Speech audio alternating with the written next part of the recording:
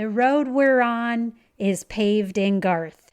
Come along on the journey as we explore Garthology. Think of it more as a conversation. I like that. So if this is truly a conversation, then I say let the conversation begin.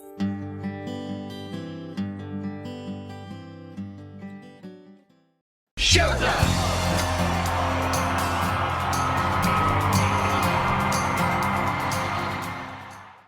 Hey everyone, it's Deb.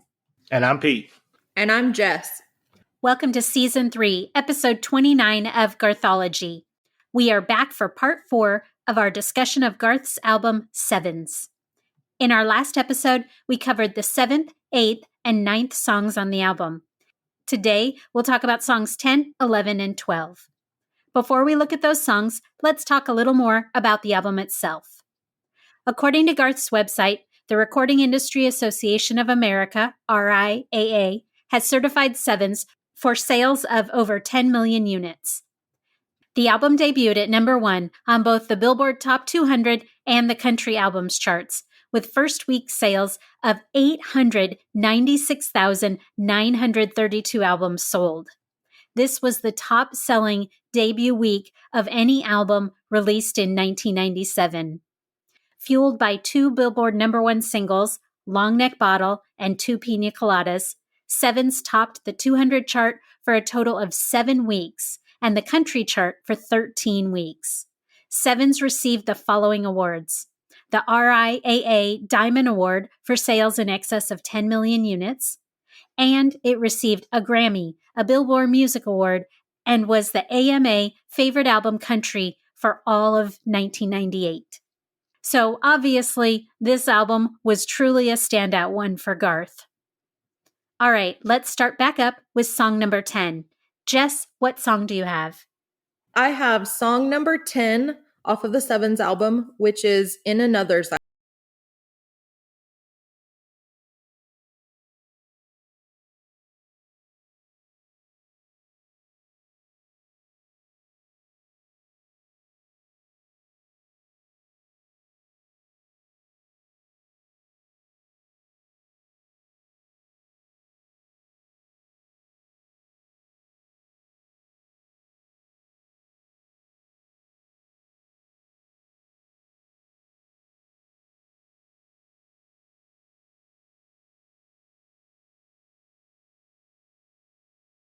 Bird and Bobby Wood, and features Trisha Yearwood.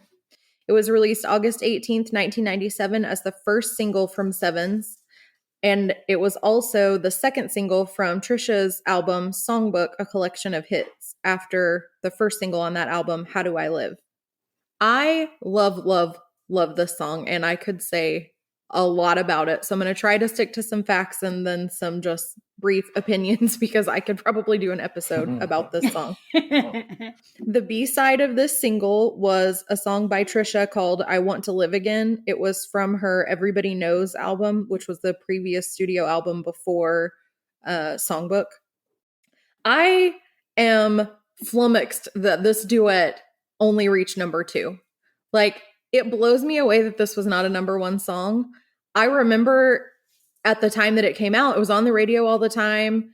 I mean, I heard it on the radio before I heard it on the album. And I would have assumed that it was number 1 because although I forget that I was in Oklahoma, so we probably heard things more frequently maybe than everywhere else. But it got a fair amount of airplay, and it was on, they released what was kind of the video on Jay Leno. Like, it was out there. People were listening to it. So I'm still shocked when I read that number and realize that this never actually reached number 1. In my head and in my heart, it was a number 1 song. Maybe because of the subject matter, maybe like married people, that's a little bit touchy, worrying about like if your spouse was in love with someone else. Like, but I'm like, it's a song. It's a story about 2 people, obviously, who are in love with each other. I think Trisha said once, it's about 2 people who are in love with each other but don't belong to each other. And that's a very concise way of saying what the song is about. At the 40th Grammy Awards, Garth and Trisha won for Best Country Collaboration with Vocals. So I feel like it did get some recognition that it deserved, even though it was not the number 1 song that I think it should have been. Musically, I think, I mean, I really love the music. I don't know. Usually I have an opinion of if I'm more moved by the music or by the lyrics. I think probably the lyrics went out on this one because the story in the song is so strong. But I do love the music. And obviously I love their harmonies. And always I love their harmonies. But I think they were especially strong in this song because it has so many big moments, especially in the chorus. I don't know. This is one of my favorites, like all-time favorites, definitely off of the album, but like all the songs together. And we've talked about just looking at the duets by themselves. But if you just look at it as a Garth song, it's definitely probably in my top, maybe 5 to definitely 10 of all of Garth songs across the board. Wow. What about you, Pete? What do you think? That's saying something, man. Yeah, definitely. It's interesting to see what Aunt Deb's notes are going to be because my notes simply start with, I love, love, love this one. Simply put, Garth and Trisha, they have a lot of duets, but this one, top 3 for sure, maybe even top 2 for me. It's that good of a song. Yeah.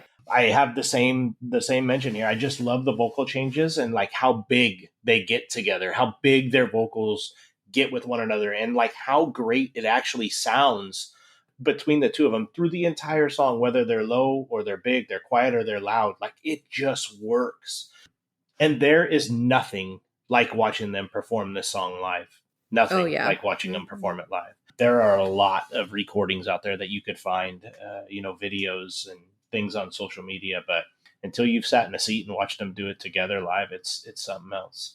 Again, I do love the story and the lyrics and the duet. It's kind of that same thing, like you were saying, like what I think for me with the song, it is the way that their vocal ranges change and how they're able to just match. One goes a little higher, the next one comes up. One goes a little lower, the next one was able to fall down.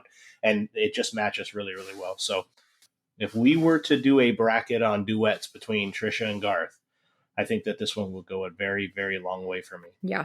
But that's my feelings. What about you, Aunt Deb? What do you think?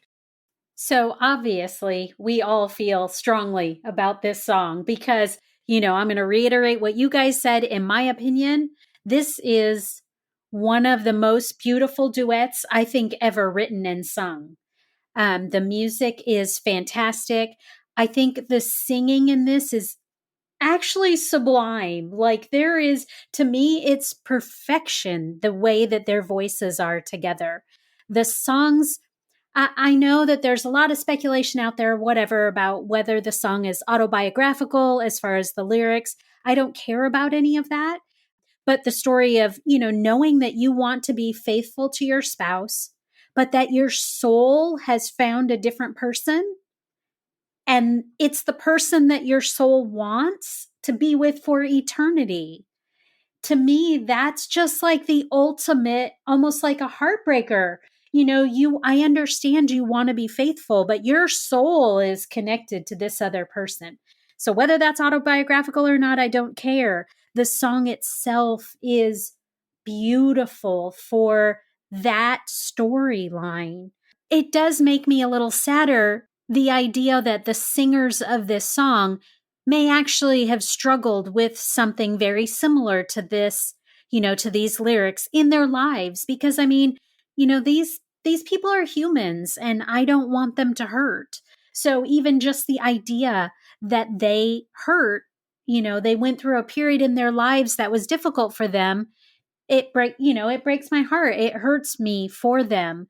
But I will say that you could look at this song as being heartbreaking for that matter. But for me, whatever ache they may have gone through that maybe, that this song may have something to do with, they went through that ache, but it got them through to where they are today.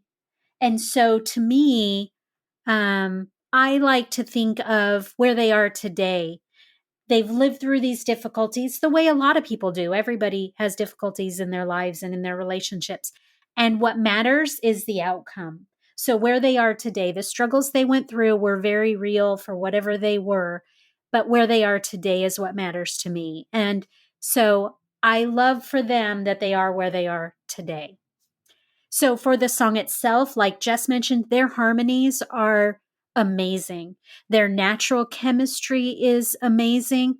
The highs and the lows, like Pete mentioned, their moments of singing alone and together during Another's Eyes.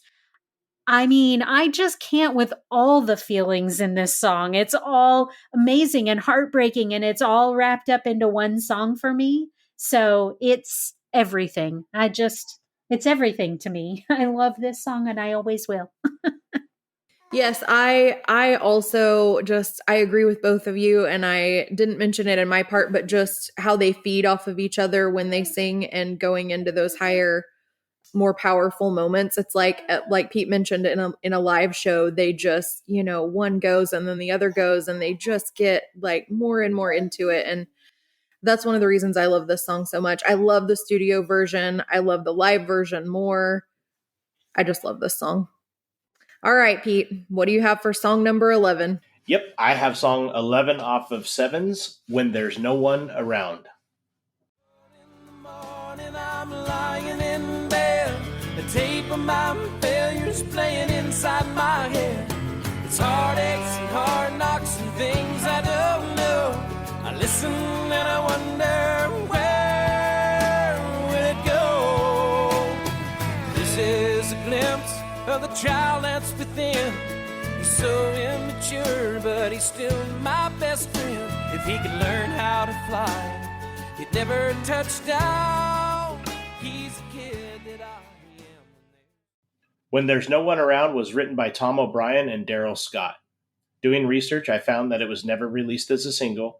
So, okay, first on this song, I have to say, I absolutely love the intro to the song. As the piano comes in and then that drum smash, like that just grabs my attention. But on the flip side of that, I got to be super honest. This song, I know all the lyrics to. But listening to the story behind the lyrics while doing the research for this episode, I have no idea what this story is about. I cannot figure it out. So I researched the meaning behind the story behind the song. And there's very limited information on this song, but there's people out there that had their general idea. And I'll listen to it that way and see if it makes sense. A little bit. But I kept going back to my own personal feeling. Like in my mind, it's a guy who's watching himself be the guy that he wishes he could be around everybody else. But I don't know if I'm still confused by it. I really am still confused by it. I read the lyrics. I know that there's a cool story in there somewhere. I just can't find it. I can't, and maybe this song is one of those plays on words where there could be different angles to the story for different people. Maybe that's what it is. I don't know. Maybe you guys could help me out. I like the lyrics and the vocals and everything about it. Like I said, I know it word for word. I just don't know the story. I can't figure out the story like I can with almost every other Garth Brooks song that there is. Now, there's been other songs where I thought that it was a story. Maybe it wasn't quite there, or one that you could, like I said, put it into your own words, your own feelings. But this one, I'm confused on. And Deb, what do you got? Maybe you can help me. So I think you have the basic idea of it, or at least what it means to me. To me, it is a guy who is looking at himself in the mirror and thinking, how do I live with these failures that I have every day and accept myself for who I am? I still want to be this child, and I want to love life, and I want to go out there and dance and sing like there's no one around. But at the same time, I'm an adult. Can I do that? Is it okay to still be that child inside, but present that child to people, to the people in your life? Can you really be both of those? Be the adult, but also be that fun-loving child. That's kind of how I see it. That's the way the song means to me.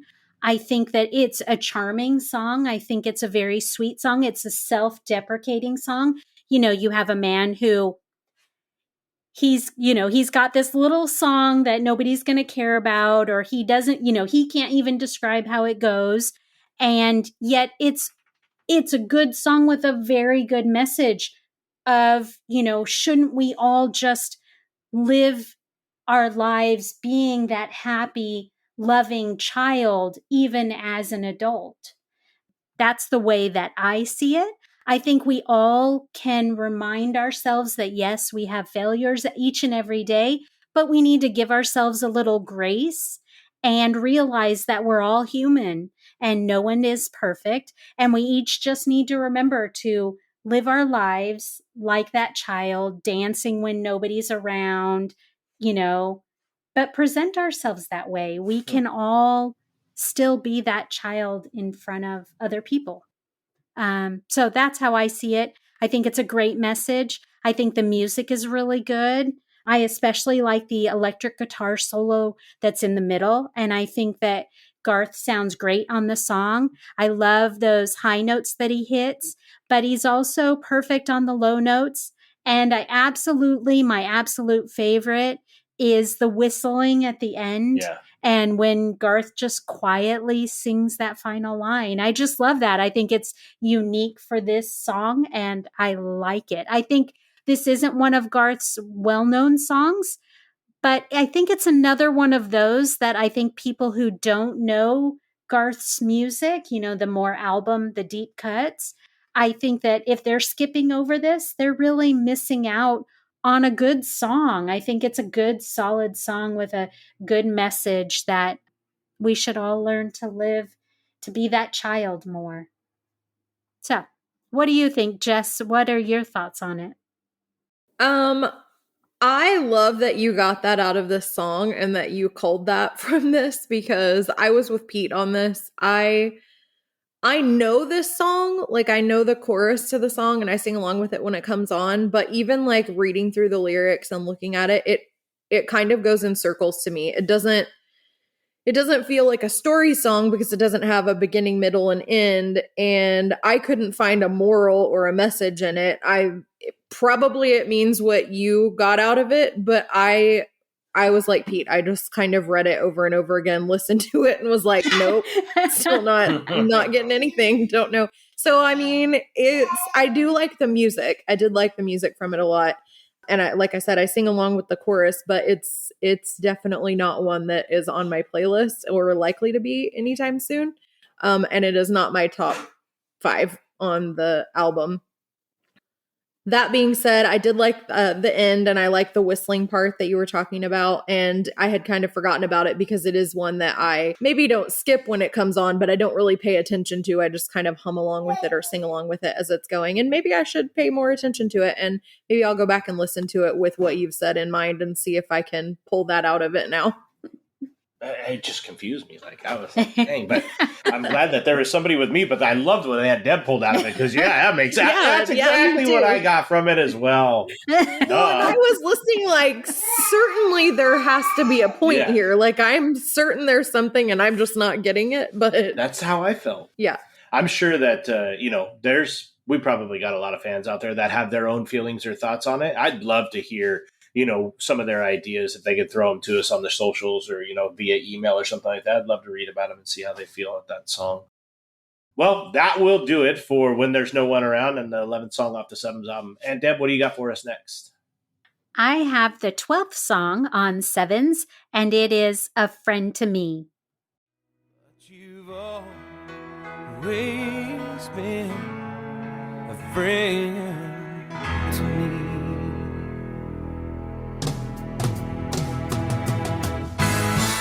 Always begging, time and again, the one to take my hand and show to me that it's okay to be just the way I am.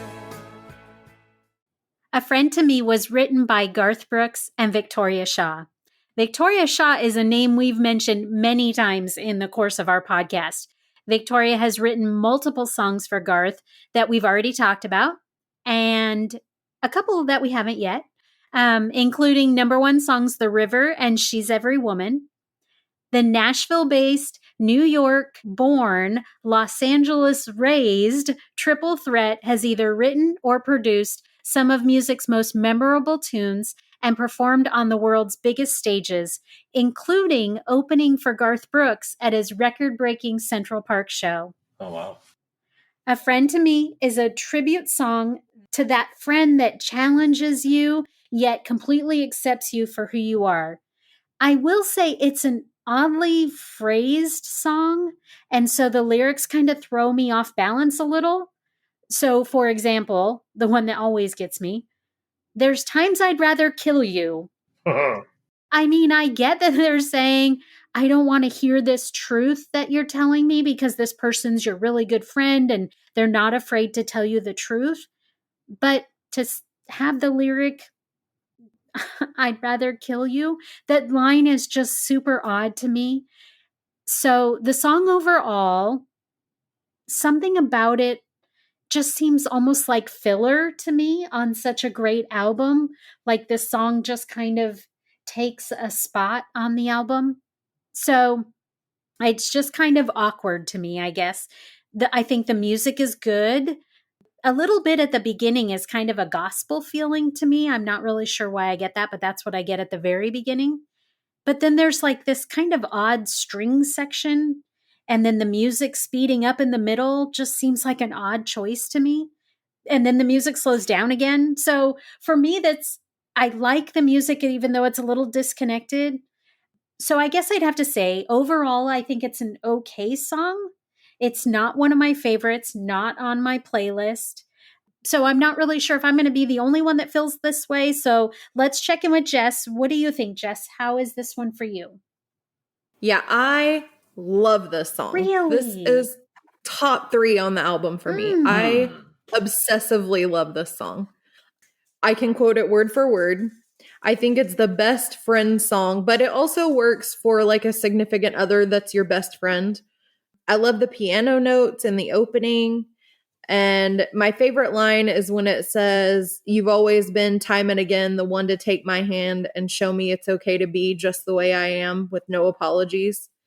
And I feel like everyone needs that person in their life. Everyone needs that, person that they can check in with, that even like you said, there's times I'd rather kill you than listen to your honesty. I mean, I think it's just hyperbole, obviously, not someone that wants to kill someone, but it's hard to hear those truths. It's hard to hear them from anybody, but when it's someone that you love and whose opinion matters, it's harder to hear it. But it's also when you love someone enough to risk pissing them off, to tell them the truth because, something is not okay in their life or it's going to hurt them in the long run and you're willing to risk that, that's like a true friend. And those are the people you need to keep in your life. So I love, love, love this song. I've always loved it. I love the music. I love the lyrics. So at least one of the 3 of us is pulling for this song. Thankfully, we're not ranking them. I like hearing you say that, though. Then to me, it will give me a new appreciation for it. Good. How about you, Pete? If this song was in a bracket, I'm sure it'd be bumped at this point. Oh, that hurts my soul. Now, for a minute there, Jess, you were changing my mind about it. I was like, heck yes. In my notes, I said a friend to me is the best friend song because there is that message that's in there. However, it's a cool story and a song that I enjoy listening to. I know the words to it. The next 2 sentences are, you can talk about stuff that they mention. However, if I was to need to bump a song from the album, this would be that one. You would rather bump this than the one we just talked about. Only I like that kills me. It's only because like that. This one, I like the pace. I like the vocals. I don't know. There was it's hard because I don't know. Maybe it has to do with the story style song. Where there's a beginning, middle, end. Yeah. The last song didn't have this song. I don't feel that had. I don't know. There's just something about the song. The hardest thing about it, though, is I know every word to it, and I could sing it, and I know what it's about. And you're right. It does have a great message, and it could go both to your best friend and your significant other. If you need that person in your life to be able to sit down and tell you, listen, you're doing this right, you're doing this wrong, and this is why, like, that's the person. You want to be that person for that best friend or for your significant other. There's a great message there, but the cool thing is with the last 2, we can go from 14 to 12 for just normal dozen, or we can go back to normal songs and just get to 10, his normal 10 album if we want. But if we had to knock one off, or if we were doing a bracket, this one, I don't know. Put it up against the dance so the dance moves on. That's fine. Oh my gosh. That's my opinion on A Friend to Me. But it's like, yeah. But I like these situations. These are, it doesn't happen often in our podcast because all three of us love Garth so much that 9 times out of 10, we're going to say, we love this song, or at least find something about each song that we're going, that we all love. Well, and we've talked about too, the ones that we're all like, I don't know. I mean, it's not my favorite. It's not, there's somebody out there who loves that song. I mean, it's just not going to hit home for everybody in the same way. And thankfully there's usually things for each person on the album. And the cool thing about it is, like, when Jess started talking about it, I'm like, shit, these notes don't make sense. And then what are you talking about? It's a great song. But it's like, but then you, like, I guess that's the coolest thing about this, whole podcast research thing. You get everybody's opinion. Yeah, I love that. I love when this happens. I want this to happen more often. Let's disagree and be able to point each other in the right direction and say, no, this is why it's great. I just love that. And now this is going to be one of my favorite songs on this album. For that very reason, because now I'm like, I can appreciate it now. I came into this and I didn't appreciate it enough, and now I do. Now you do. Okay, everyone. That's it for this episode and songs 10, 11, and 12 on Sevens.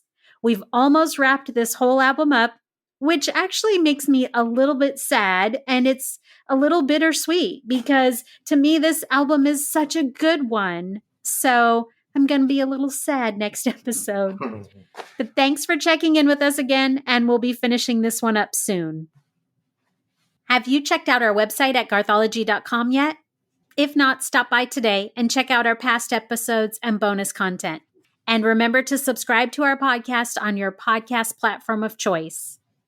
Don't forget to share us with everyone you know, so that way your friends in low places can become Garthologists too. Yeah, and speaking about friends in low places, if you are on social media and you want to find us there, we can be found at www.facebook.com/GarthologyCast. And if you're on Instagram and or Twitter, we are at GarthologyCast. We do appreciate the likes, the shares, the tweets, and the retweets. We like all the interaction.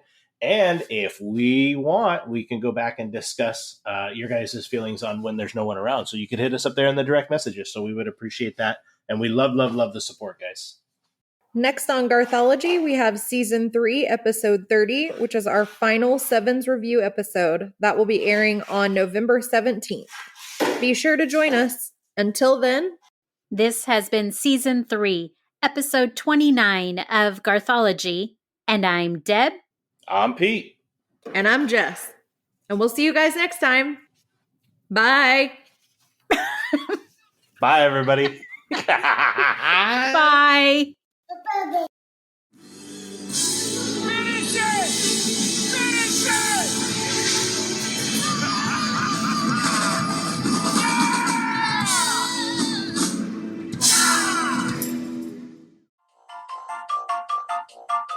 Bloopers.